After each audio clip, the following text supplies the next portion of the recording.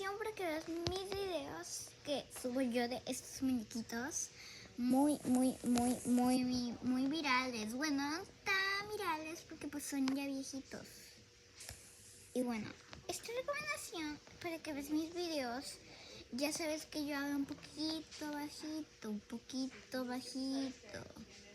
Entonces, pues tienes que subirle el volumen hasta donde se escuche más bien o hasta donde tú quieras. Si quieres, súbele todo y pues ya se va a escuchar mi voz de la Caperucita Rosa, del video de Lips la Navidad, de eso. Y pues ya, ese es el tutorial para que puedas ver mis videos.